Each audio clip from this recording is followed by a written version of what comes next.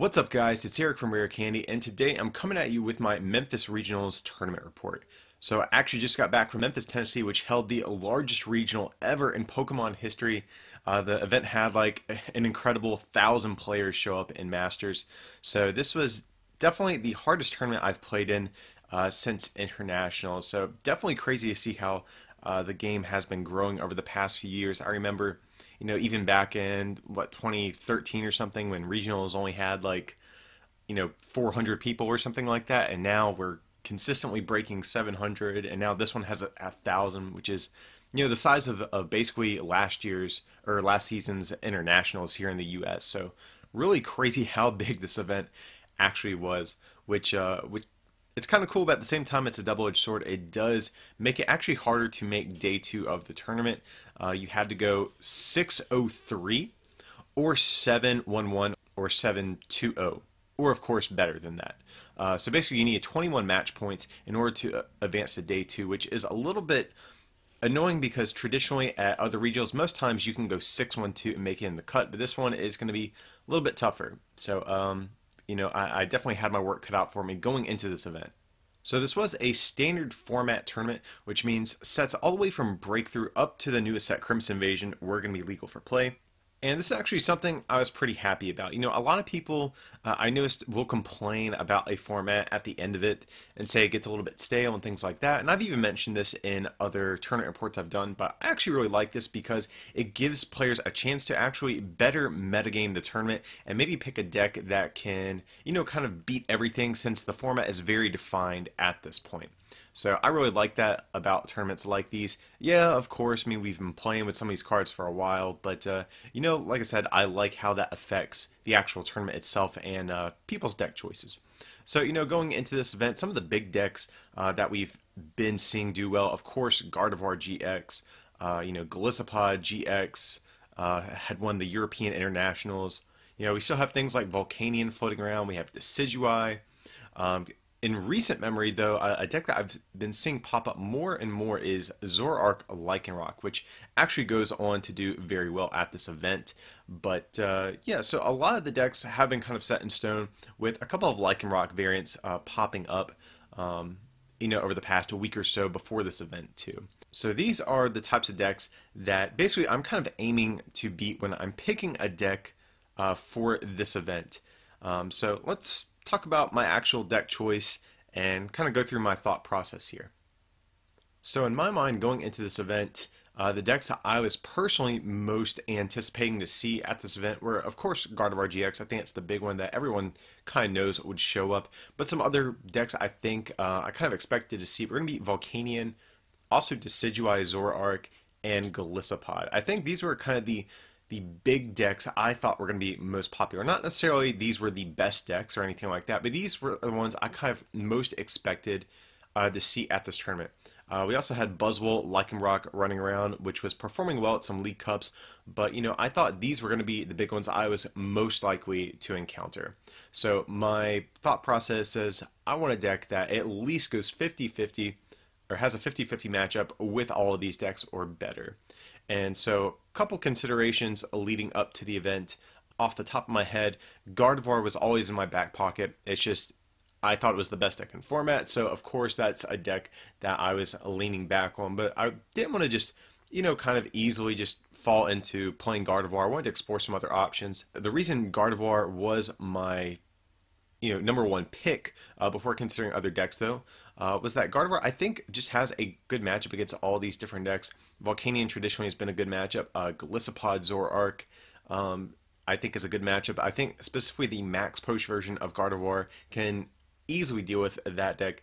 Decidueye can be a little bit closer to 50-50, but they are very reliant on Zoroark GX to stabilize their deck, and Gallade can easily pick off Zoroark GXs. They can de-evolve you, but if you're smart and play around it, I think a good Gardevoir player can outplay a Decidueye deck. So that's kind of like the big reason I was considering Gardevoir, but like I said, there were some other decks I was considering. One of them actually was Decidueye. So I didn't think Volcanion was actually a great deck, and I have never really thought it was a great deck, but specifically going into this event, I've never really been a big fan of the deck. So if I, even though I expect it to show up, I was kind of thinking, well, if I play Decidueye, maybe if I get past my first several rounds, I probably won't run into Volcanion the rest of the day since I don't think many of the top players will be playing it. And so Decidueye was definitely another deck I was really considering. I personally love Decidueye as a card as well. I've always enjoyed its Feather Air mechanic. And so it was a deck I was actually testing a good bit leading up to the event. Ultimately, though, I did decide against Decidueye because I did play it at the Hartford, Connecticut regionals earlier this season, and I bombed with the deck completely. And one thing I've definitely noticed with that deck, in a best 2 out of 3 situation, I personally find it very difficult to actually judge when is a good time for you to scoop and go into another game. So that's a big problem that deck has, especially with Greninja. Greninja is a very similar type of deck in that regard, because both these types of decks, they typically kind of come back and win at the end. They can have kind of these slow starts where it looks like you're losing, but then you get a couple Decidueyes online and you de-evolve everything, or you can kind of make these huge comebacks. And so a lot of times I found with Decidueye, I personally have a hard time judging what is the best time to scoop a game. Is this game actually salvageable, or should I just go on to the next one? So that's a big problem I've personally had in the past with Decidueye, and kind of honestly one of the big things that turned me off from actually playing at this event, since it is a best 2 out of 3 event for every round. Another kind of popular deck, or a deck that was on the rise leading up to this event, was actually Zoroark GX, Lycanroc GX. And, I briefly messed around with the deck probably about a week before the event, and it definitely seemed pretty good. It seemed like it had generally good matchups across the board, so that's another, I think, a good thing to look for actually in a deck if you're planning on taking it to a major event like this where it's 9 rounds and you might play against a ton of different things. But ultimately, I just didn't get enough hours in with the deck to feel comfortable taking it to a major event. Zoroark Lycanroc did go on to actually win the entire event, so it definitely is a very, very strong deck. But me personally, like I said, I just didn't feel comfortable bringing a deck like that where I hadn't logged in enough games to take it to a big event like this regional. So that was a deck that kind of fell off my list of contenders. But then also, a couple weeks leading up to this event, I was considering some other weird decks. I thought about bringing Quad Wob back out of retiree. A couple of us were talking about the deck, and it did actually gain some new things from Crimson Invasion, like Counter Catcher and Lucamine. And there's just some new tricks that you can add to the deck to deal with this current metagame. But honestly, I just don't think you have a good Gardevoir matchup. Like between Twilight GX and the 2 super odds that they typically play, I just don't see you actually ever really truly winning that matchup.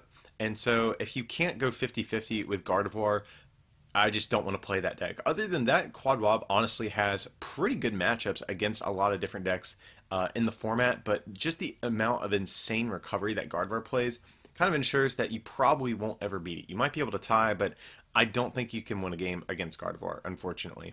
Or not easily, I will say that. So that fell off my list, and the night before, I actually started considering Solgaleo. One of the people in my group that all came up together, we were, just play testing the night before, and he was actually like dead set on Solgaleo, and I played a few games with that, and it seemed pretty other than losing to Volcanion and Greninja. Both 2 decks I didn't expect to see at the top tables. That was a reason I kind of entertained the idea of playing the deck. It takes big one-hit knockouts on basically everything in the format. It's tanky, you play things like max potions and stuff like that too. But, I've played around with this deck before, and I still didn't feel any better about it after testing a few games. It just kind of struggles to close out games.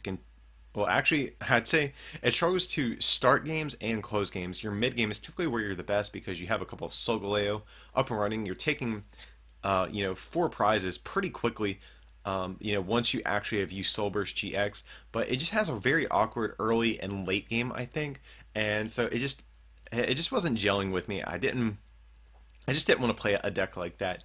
So those were kind of the main decks I was looking at for this event, and ultimately I settled on Gardevoir GX. I know that's not the most exciting deck to pick for an event. It's always more fun when people play more interesting, like rogue type of decks, but Gardevoir I still believe to be the best deck in format and has good matchups against most everything in the format.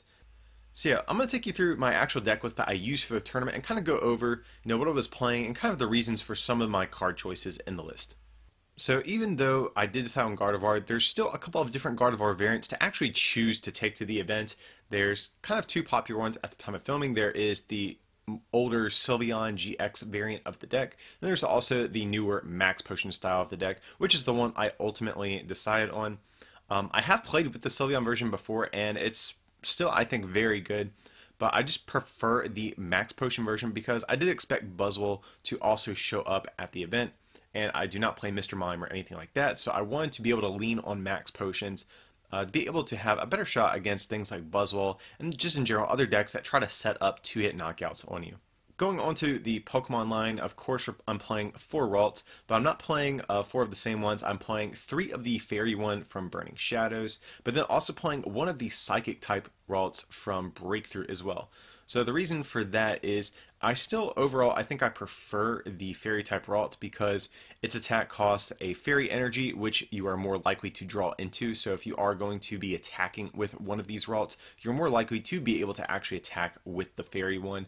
So that's one reason I'm running a thicker count of that. And it's also resistant to Dark, so that means if you're going against some sort of Zoroark GX deck, they might potentially, if they're having an awkward start and don't have a Bridget yet, they might not even be able to knock you out. So there's some weird situations where the Dark resistance actually kind of comes in handy. But like I said, I'm still playing the 1 Psychic Ralt. It's good against Psychic weak Pokemon, specifically like Buzzwole GX. Its attack costs a DCE, which, is still not that bad as far as, getting set up. It does 20 damage. But if you have a choice band attached to it, you can actually hit a Buzzwole for 100 damage. So there's times where this Psychic Ralts can be good. So next up, I'm playing 3 copies of Kirlia.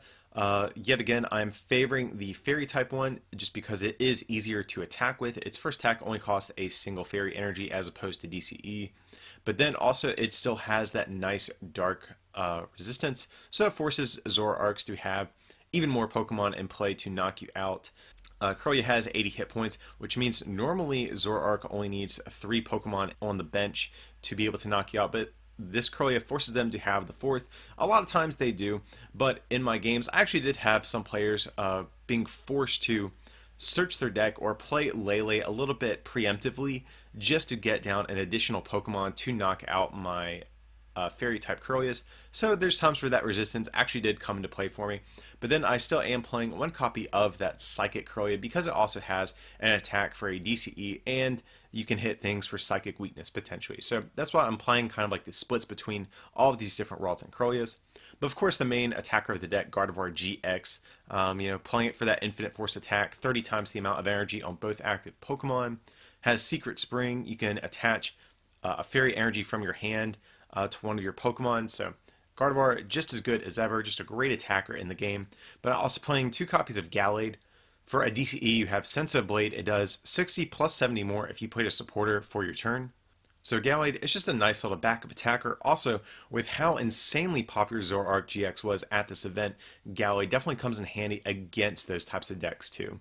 So next up for our support Pokemon, we're playing 1 copy of Remoraid. It's the one from Breakthrough that has the attack that lets you switch it with one of your bench Pokemon.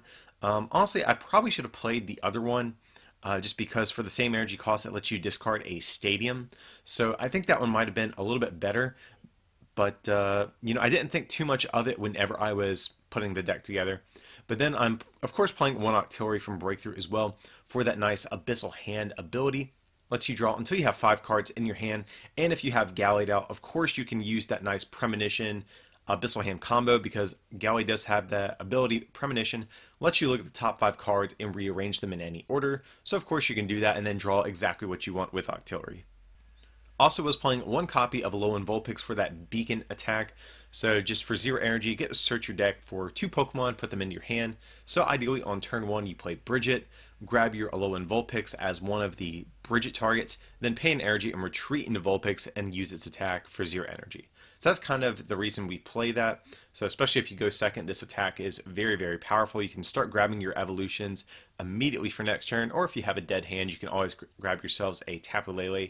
And that's going to round out the list. We have 3 copies of Tapu Lele, just to ensure that we can get those supporters out of our deck. And Energy Drive is actually a pretty half-decent attack. You can trade pretty well with things like Gardevoir GX. So it's a half-decent backup attacker if you need it as well. Going on to our trainer cards, we're playing 4 copies of N and 3 copies of Sycamore. That's seeming to become the standard in these Gardevoir GX decks here. There's times where I was thinking to myself, man, maybe another Sycamore would have been nice, but overall the deck ran really smooth. There was very few times at this tournament I ever found myself really wanting a supporter or anything like that. So the 4 and 3 Sycamore seem fine, especially when you factor in the kind of heavy count of Tapu Lele and the Octillery that we have use of as well. So next up, 3 Guzma, of course just to choose what we want to take knockouts on, and then 2 Bridget, playing 2 instead of 1 just to make sure we don't prize it and to increase our chances of starting with it, as opposed to having to use a Tapu Lele to grab it.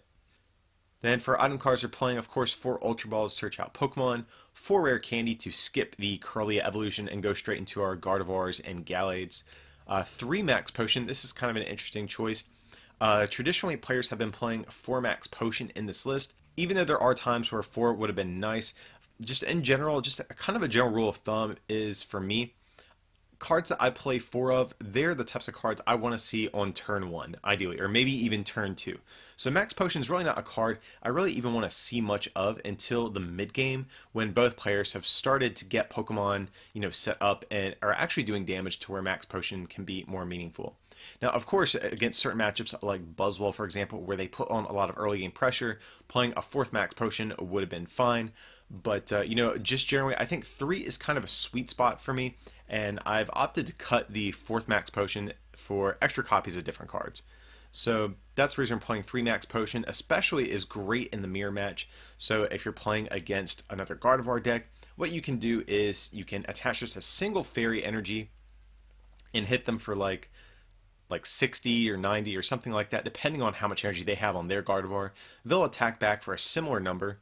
Then what you can do is Max Potion off your damage, discarding that single energy you had, and then you can attach, a bunch of energy going all in to clean up your knockouts on Gardevoirs. And then you have a fresh Gardevoir set up that your opponent can't as easily return knockout. So Max Potion is just amazing in the mirror match, just against so many different decks. Other than metal decks, which really weren't that popular at this event, there's not many decks that really knock out Gardevoir in one hit. So Max Potion is just so good at, trading effectively with these decks.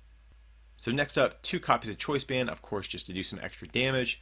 We have 2 Field Blower to discard tool cards and stadiums in play. So this is mainly going to be to get rid of things like Parallel City, especially in the mirror match, and also things like Choice Bands to ensure that our opponent can't knock us out in one hit. Of course, also too, if we do go up against any Garbodor variants, it's also good to get rid of their tool cards, just because they would cut off all of our abilities, and everything in this deck is insanely ability reliant. So nice to have an out against those types of decks if we were to run into them. And then, of course, 2 Super Rod just to round out the rest of the item cards, just as a form of recovery. So let's us get, any combination of, or 3 combination of Pokemon or basic energy back into our deck. There's times where I think I would have preferred 1 Rescue Stretcher, but I think just the option to get back energy is so strong, especially since I run kind of a slightly lower count of Fairy Energy in this list. So I think the option to get back energy just kind of is a little bit better in this situation.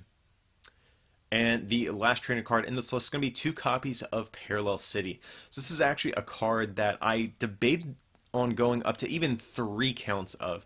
So going into this event, there's a few reasons why I was really looking at Parallel City a little bit more seriously. So first of all is that traditionally Gardevoir decks play only 1 copy or 0. At most, some play 2, but I'd say the standard is 1 or maybe 0. So at most players, when they're playing against me, they're probably expecting 1 Parallel City. So after the first one is gone, playing down the second one can really catch them off guard, which is good at an event like this, especially in the mirror match. 2 Parallel City is so good. You always want to be the one who is limiting your opponent's bench. You never want your opponent to be the one who has control over something like that. So that's the first reason. The extra copies of Perilous City is great in the mirror match, but also there's so many decks that just get crippled by this card. So the Decidueye is another one, for example. I think that matchup is kind of 50-50-ish, maybe 55-45, leaning in your favor a little bit, especially depending on the quality of player. And Perilous City is another card that really helps tip that matchup a little bit more in your favor since they are insanely reliant on every bench spot they have. Similarly for the Zoroark variants, or any deck that plays Zoroark GX, they are reliant on their bench to be able to do more damage, especially that Lycanroc Zoroark deck. They want a couple Zoroarks, a couple Rockruffs in play, so Perilous City also great against those. And similarly, there also was some hype going into this event about Tapu Bulu playing things like Professor Kukui to be able to one-shot Gardevoirs. So I was kind of afraid of that too. So the extra Perilous City is actually kind of handy because typically you play it for the effect of the card to limit your opponent's bench size, but if you face it the other direction, you can actually reduce their fire, water, or grass damage by 20. So that's actually pretty important because that prevents Tapu Bulus from knocking you out in one hit. So Perilous City, I think, is one of the most underrated cards going into this event. And like I said, it's a card I actually would have even loved to play 3 of, but I just couldn't find the space for it. I think it would have been absolutely insane to play the 3rd one, but I just think there was too much else that the deck still needed to function properly without getting a little less consistent. And, at a 9-round event like this, consistency is definitely going to be king, and ensuring that your deck can just operate the same round after round. And then leading us into the energy cards, of course, 4 double colorless energy and 7 fairy. So traditionally, I prefer 8 energy in Gardevoir. I've seen a lot of players play 7, and even playing 8, a lot of times I found myself whiffing energy. But I did opt to cut the 8th fairy in favor of the second copy of Perilous City. I did win a cup with this exact list, previously only playing the 1 Perilous City and 8th fairy, but I just felt like the extra copy of Perilous City was going to be so crucial at this event. But yeah, that's the list that I play with. Like I said, not a whole lot of surprises. In my other tournament reports, I've usually posted some more interesting decks, but I really needed the championship points, especially at this event. Kind of my last 2 regionals, I bombed, and then I've had to miss a couple of League Cups this season as well, just due to traveling for work and things like that. So it was more important than ever that I do well at this event. So I just needed a deck that was honestly one of, if not the best decks in the format, and Gardevoir is definitely that, I think. So that's why I played Gardevoir, and I'll take you through my matchups, and let's see how my day went. So round 1 of the tournament, I'm going up against Gardevoir GX, just a mirror match, and I'm pretty confident about the mirror match. I've played it a decent amount. I kind of know how to go about it at this point. Like I kind of mentioned earlier, kind of the general strategy is you only attach a minimal amount to Gardevoir, and force your opponent to 2-shot you, allowing you to max potion. And then once you get a hit in on their Gardevoir, that's when you max potion, attach a bunch of energy, and clean up your knockouts. So I kind of know the general way you beat this deck. And also I play the 2 copies of Perilous City, which I think definitely gives me an edge here. Basically, in this series that we played, these matchups kind of go on for a while with all the max potioning, Twilight GX. It's just kind of a slower deck to set up, so we only really got to play 1 full game in this series, which took forever, but I did wind up finally winning. Nothing too crazy to really report on, kind of went how I mentioned. I was able to just kind of trade effectively and, being able to max potion at the right time, and I just managed to wind up taking that one. It was a pretty close game from what I remember, but just kind of went as expected. And then game 1 took up so much time that we didn't even get to complete game 2, so I wound up being the winner, since the second game never even completed. So round 1, starting off with a win, that's always a good feeling, especially at these events. I think it's important to win your first couple of rounds because, me personally, my deck choice is kind of based on what decks am I expecting to see at the top tables of an event. And so if you lose your first couple rounds, you can get stuck playing other decks that your deck isn't kind of built to play against. So me personally, I'm expecting things like some of the metal decks to be at the bottom tables if they even show up. And those are not matchups I want to be paired against because I think the better decks my deck can actually beat. So like I said, very important to start off your day with a win. Always good to win, but especially at the beginning of the day, it's more important than ever to win. So round two, I get paired against Tapu Bulu Vikavolt. This is another matchup I'm pretty comfortable with. It can get a little sketchy, especially depending if they play the Tapu Koko promo or Professor Kukui or things like that to take one-hit knockouts on Gardevoirs. But overall, I'm kind of comfortable with how the matchup goes. So game one, my opponent has an absolutely atrocious start. I think they just had a single Grubbin, and that was it. They never got anything else set up, and I was able to just bench them out on, I think, like the second or third turn. So game one definitely started off a little bit awkward, but we did have a game two, and game two was going fairly well, I'd say. Both decks were working much more as expected, but probably midway through the game, my opponent plays an N, and I draw 6 cards, but then we realized I only had 5 prizes in play, which is actually a really big deal. They did recently change kind of the ruling at these major events, where before, if something like this happened, basically what they would do is reveal the card, put it on top of your deck, and then give you a warning. But things have changed. Now you get a prize loss, and then the card is revealed to your opponent and shuffled back into your deck. I'm not really here to get too much into my feelings on like the rulings or how these situations should be handled. Other than that, I wasn't happy about getting a prize loss, that's for sure.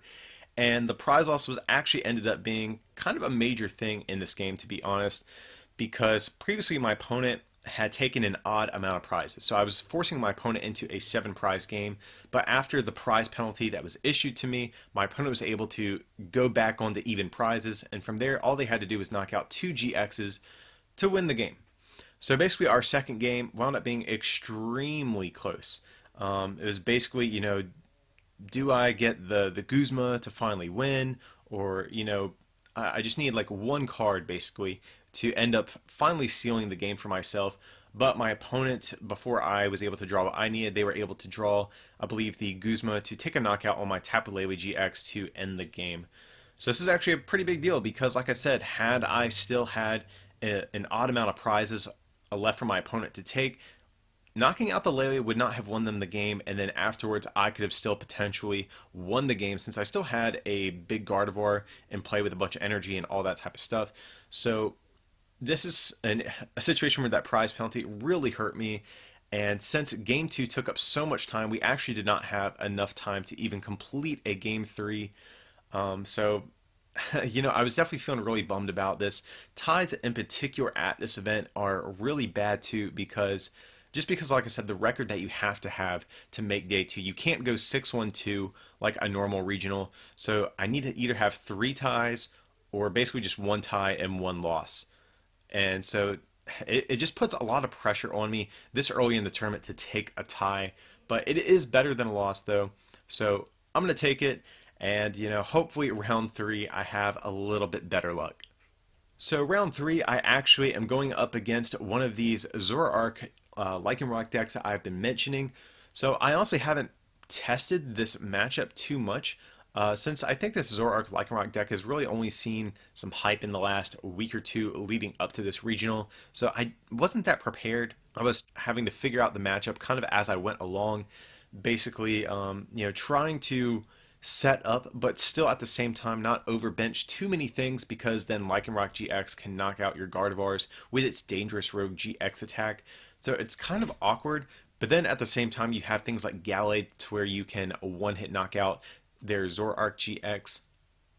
So it is an interesting matchup. I do think this matchup is kind of 50-50-ish depending on the techs that they might play in their list, but I did wind up winning this one. I forget exactly how the matchup went. I believe, if I remember correctly, we played a long game 1, which I won, and then game 2, I believe I was in a position to win, but then we ran out of time. Yeah, I think that's how it went. But this is another round where I got another penalty. So something kind of like last game happened. I used Abyssal Hand to refill my hand, and I drew until I had 6 instead of 5. I guess just thinking it was Shaman or something. I don't know what was on my mind, but I got another penalty. So I'm actually really getting anxious here because, if you keep doing these behaviors, your penalties will escalate throughout the tournament. So if I keep doing stuff like this, judges might be called to me. I could get maybe more severe things like a game loss potentially. So I don't want to do these things. I just really have to be more mindful of them going on to my next rounds. But funny little short story about this. So, I draw until I have 6 cards. I get this penalty. Then I end up beating my opponent. And then after we're packing up all our things, I grab his GX marker, I guess thinking it was mine because we have the same one. And he was like, called me out on it. And I just felt so bad because from his perspective, he's probably thinking, man, this guy's cheating on me, drawing extra cards. He's beating me. He's stealing my things. Like, like I probably looked like the biggest jerk, and I really had no intention of it. So I forget the player's name, but if he is watching this, I do apologize. I really did not mean to. So, but anyway, so I win my 3rd round. I'm starting off 201, which is still fine. I definitely have a shot at making day 2 at this point. So overall, I'm feeling kind of optimistic heading into this 4th round. So going into the 4th round of the tournament, I'm playing against a Golisopod Zoroark deck, which is a deck I'm actually very comfortable playing against. Both of us, however, had some kind of awkward starts. Our opponent just started with like a couple Zoruas. I think he prized some of his Wimpods. Or no, I think I hit him with an early Parallel City. I think that was part of it too. So he was having a very awkward early game. I similarly didn't really have much, getting going. But my opponent finally stabilized, and so did I. And we started, trading knockouts and all this type of stuff. But there was one point in the game in particular which I think really hurt me, where I basically had an energy down on a Gallade, and I was forced to attach a DCE instead of just another fairy to take a knockout. And as a result, my opponent plays the Mewtwo from Evolutions, and just for a double colorless energy, since I had 3 energy on my Gallade, it was able to return knock me out, which was actually a big point in the game. Had I only had a fairy energy on or a second fairy energy on the Gallade instead of the double colorless, I would have actually survived a hit from Mewtwo, which ended up being kind of big in terms of the amount of prizes my opponent had to take for the rest of the game. And so my opponent actually won a very, very close and long game 1. I almost had it. It was right down to the wire, but he eventually pulled it out. And unfortunately, as a result, game 2 did not complete because the first game took up so much time. But game 2, I was in an amazing position, and it was actually pretty close in game 2. Time got called. I had 4 prizes left. So basically what I did was, when time got called, I only had 2 more turns left to potentially win this game and at least tie up the series. So what I did was I committed a ton of energy to a Gardevoir GX and just ran over a Golisopod GX that my opponent had in play. So from there, all I needed to do was Guzma up his Tapu Lele to win the game. And I had it in hand ready to go on the next turn, but my opponent ends me. But I do have Gallade and Octillery in play. So he ended me down to 2 cards and trying to prevent me from taking this last knockout to tie up the series. So I use Premonition, look at the top 5 cards in my deck, and Guzma is not there. So unfortunately, I can't actually knock out his last Lele to win the game, and we tie. Otherwise, I definitely was in a position to most assuredly win that game, but just due to the time constraints, the game was not able to complete. So unfortunately, I'm taking a loss to a deck that I actually had, I think, a good matchup against, and that just kind of really hurt me. I want to only lose to things I have bad matchups against. I have confidence that I can kind of outplay a lot of people and just, win off that alone. I have a lot of hours of playing with Gardevoir GX underneath my belt, so I feel very comfortable playing my deck. And so I'm counting on basically just taking losses to decks that I really shouldn't win against. So it kind of hurt me to take a loss to this Golisopod deck, and as a result, now I'm in a situation where I can't lose or tie any more games. I have to win literally 5 games in a row in order to make day 2 of the tournament. So a lot of pressure going into these next few rounds, but you know what? I still have a shot. Like I said, I feel comfortable playing my deck. I feel like I have good matchups against most of the decks in the metagame. So even though there is a little bit of pressure on me, I do feel confident about my deck and where it can take me into the tournament. So going into round 5, I'm playing yet another Zoroark Lycanroc deck, and this deck seems to be everywhere at this point. I did not expect it to have as big of a showing as it did, but just at all my tables, I've always seen some sort of Lycanroc variant around, so this deck definitely came out in full force at this regional. And luckily, I did get to play against one of these earlier in the day, so I kind of had started to figure out how to go about this. And I wound up winning 2 games. We actually did complete the series. I wound up winning both games, but both were extremely close games both times. So this is definitely a matchup that Gardevoir I don't think is guaranteed to win, but it can definitely go either way. And just like I said, barely both games, I wound up pulling out the win and ended up winning my 5th round. A really nice guy too. He was a fan of the channel. I am forgetting his name at the time of filming, but really nice dude. We got to talk about YouTube and the channel and the game and all sorts of stuff like that. So really nice dude. So that was my round 5. Not too much to report on outside that matchup. Went kind of as expected, but I wound up just kind of barely squeaking out both games. So next up, I played against yet another Gardevoir GX deck, and yet again, I feel pretty confident. I feel fine playing against the mirror. I have the 2 copies of Perilous City, which I think give me an edge in this matchup. And so game 1 that we played, I got an early Perilous City down, limiting my opponent's bench size. I think he only had like 1 Ralts in play, and I was able to kind of set up, freely going unchecked.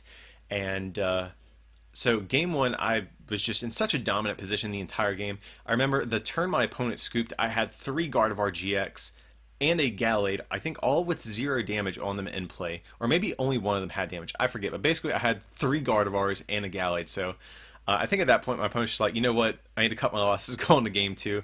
So my deck worked just kind of as expected. Going into game 2 though, I mulliganed several times.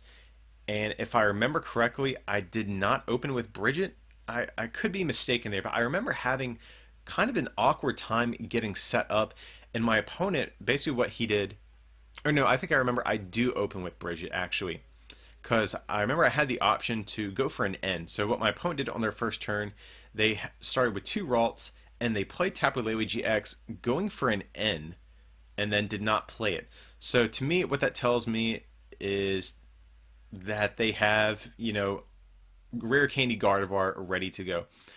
So maybe they just didn't have a supporter in their hand or something like that. I'm not sure why they played the Lele that early. Maybe they decided, maybe they were thinking, oh, I'm going to go for Bridget. Then they decide, oh, wait, I'll go for the N next turn instead. So maybe it was something like that. But basically what happened was that they had Rare Candy Gallade and Rare Candy Gardevoir in hand ready to go turn 2. And I saw my opponent had some stuff to work with. I could kind of gauge that based on what he did on his turn. But at the same time, I didn't really think I could afford to end. I need to get my own Ralts and play and all of that type of stuff to start getting set up. So unfortunately, I have to just bridge it here, kind of knowing my opponent has something good in their hand that they don't want to get rid of. So I just felt like it was more important just to go for the guaranteed Bridget to, get my setup guaranteed as well. So my opponent does have the turn 2 Candy, Gallade, Gardevoir, and they just start setting up just like very, very dominantly. And, I'm not gonna lie, halfway through the game, I believe I was thinking, man, I should maybe scoop this and go to game 3 because I was kind of having an awkward time getting set up and all of that type of stuff. And I forget how this game eventually concluded. I forget if time was called or if I actually finished up or winded up finishing the game, but I do remember having a very nice board at the end of the game and actually kind of getting set up well despite my opponent kind of having this strong, very aggressive early game. So I forget if game 2 concluded or not, but I did end up winning the series, so I'll take it. So at this point I'm gonna be 4-2-1, or I'm sorry, 4-1-1. So all I have to do is win my next 3, and I am guaranteed into day 2 of the tournament. So next up for round 7, I'm playing against another Tapu Bulu Vikavolt deck, and yet again, I feel kind of okay about this matchup overall. But game 1, basically, I think I go first, and I hit him with the first turn Parallel City. And he had no way to get rid of it, and it just kind of crippled his start, and he wasn't really able to get much going. So, halfway through game 1, he just scooped just because his setup just really wasn't that great. and he couldn't get much going since his bench size was so limited. So he just scooped halfway through, kind of realizing, hey, I need to save time to win the next two games. Game 2, he goes first and actually gets a pretty solid start, Bridget's for all of his Pokemon and gets set up kind of like how you would expect with Tapu Bulu. And I actually was kind of revealed that he plays Professor Kukui. So I'm starting to get a little bit nervous actually because, Professor Kukui with a Choice Band actually can knock out my Gardevoir. So I have to be very careful to, not play into any types of situations like that. Peril City in particular is going to be a very important card because not only can it limit his bench size, but if I face it the opposite direction, I can reduce his damage by 20, preventing those Kukui Choice Band knockouts. I never find the the Parallel City throughout the game to actually pull this off, but I end up winning the series. I forget exactly if there were any crucial moments in the game. I think the last one that I remember he had an energy on his active with a Choice Band and just hit me for 60 damage, softening up my Gardevoir. And because he attached the energy, I was able to pile a bunch of energy on a Gardevoir and just knock out that one. And so that was a pretty pivotal moment if I remember correctly. But beyond that, I don't remember too much about the second game. I do wind up winning, but it definitely was much closer than it was in the first game. So I do take the series 2-0. And I'm going up to 5-1, so I'm starting to actually feel pretty good. Just have to win 2 more games. The decks at the top tables are generally decks I want to play against. There are a couple weird things floating around, like there is the weird Xurkitree Wishy-Washy Hoopa deck that you may have heard about. I didn't want to play against that, but at the same time, I felt like kind of confident if I did have to play against that. There was some Greninja at the top tables. I definitely did not want to play against that because I do not play the Giratina promo. So there's a few things that I'm kind of worried about and don't feel that well prepared for, but overall I'm feeling pretty good heading into the 8th round. So next up in the 8th round, I'm played against yet another Zoroark Lycanroc deck. So I've had plenty of practice against this matchup at this point in the tournament, luckily. And so basically, I'm trying to remember how exactly the game went. Really nice opponent. I believe his name was Ray Fernandez, if I remember correctly.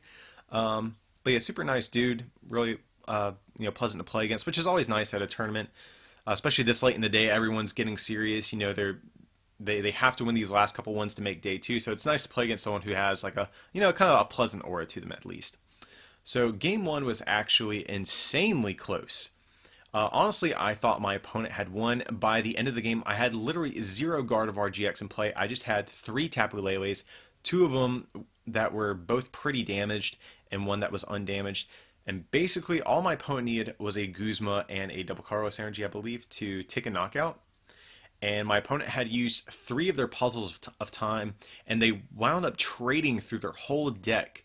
And they only had 1 card left, and it was not their puzzle of time. Their last prize was the last puzzle of time that they needed to actually get back the resources they needed to close out the game. So as a result, I had just Guzma'd up a Lycanroc from his bench. It had 0 energy on it, and he was unable to move it, and he just decked out. And I stole a first game in the series. Honestly, I thought I was going to lose. My opponent, he was setting up pretty well, taking knockouts on my Gardevoirs, at the right time.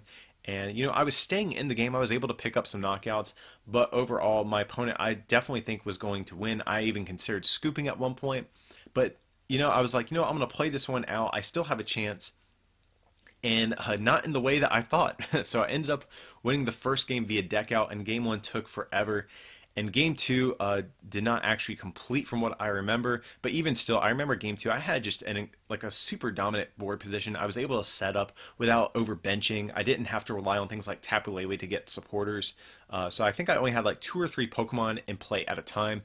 So basically, he was never able to one-shot a Gardevoir with Lycanroc, which means he has to trade 2-hit knockouts with me, which my deck does a little bit better since I play max potions, and I can actually get 1-hit knockouts too. So game 2, even though it did not complete, I don't believe, I think I was in a position to win either way. So I wound up winning the 8th round, and that means I literally only have to win my last game, and I'm guaranteed into day 2 of the tournament. So round 9, my last round opponent is, again, another Zoroark Lycanroc deck. So yeah, this deck was definitely popular at this tournament. And my opponent flips over a Tapu Koko promo to start the game with. So definitely probably the best starter against my deck he could have asked for. And basically, kind of how this game went, I remember I got 4 Ralts and or Corollas in play at a time. I was ready to go, but I could not for the life of me find a Gardevoir or a Galley to actually set up and start attacking with. And as a result, my opponent literally got 5, I believe it was 5 flying flips off throughout the course of the game. And so early on, when I couldn't find these Gardevoirs and Gallids, when he was putting on all this pressure with flying flip, I had to burn my max potions pretty early just to keep all of my little low HP evolving basics alive. So I had to burn through my max potions, and I eventually got like Gardevoirs in play, but my entire setup was very awkward. I did not start with Bridget. Like I said, luckily I was able to get some Ralts in play, but it was just a very, very awkward game one.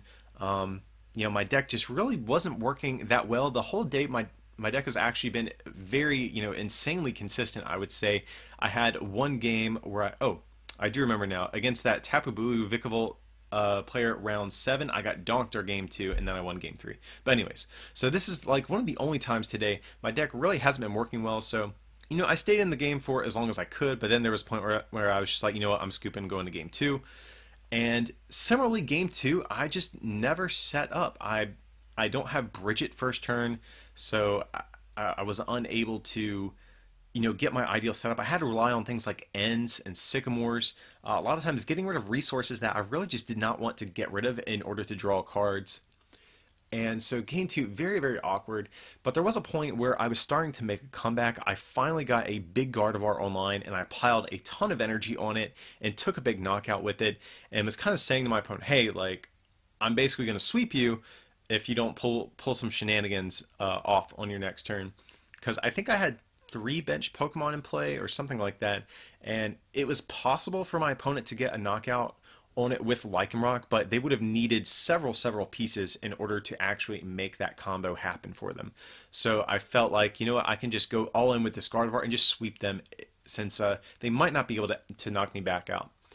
So then my opponent Ultra Balls for an Espeon EX, and this is where I just saw all of my dreams crumble in front of me. So my Gardevoir GX was rare candied, did not have any damage on it, but my opponent plays down their Espeon EX, uses that Miraculous Shine attack, and de-evolves my Gardevoir. So now I'm stuck with a Ralts with, I believe it's 2 double Colorless Energy and a Fairy Energy attached to it in the active spot with no way to get into Gardevoir. So basically what I do is, I believe I have a Super Rod in my hand, and I have 2 rare candies left in the deck. So what I do is I Super Rod some Gardevoirs and an energy, I think, back into the deck, and I Sycamore. I think that's what I do here to attempt to re-evolve, because if I can re-evolve into this Gardevoir, I can easily knock out this Espeon EX and still potentially win the game. So I do that. Unfortunately, I hit the Gardevoir, but I do not hit the rare candy. So all I can do is retreat into Tapu Lele and attack the Espeon, I believe, for 60 damage. And then next turn, my opponent just Guzmas or uses Lycanroc to bring back up my only Ralts with all of that energy on it and knocks it out. And at that point, the game is pretty much over, unfortunately. So, you know, I do play it out, but, you know, after he knocked out the Ralts, there's no way I could win at that point. So, unfortunately, I make it all the way to the last round of the tournament to be knocked out of my contention for day 2. And this is actually a situation where, like, the size of this regional kind of annoys me, because typically at any other regional where it's like 600, 700 players, you can typically just go 6-1-2 and get into Top Cut. Or not Top Cut, but day 2.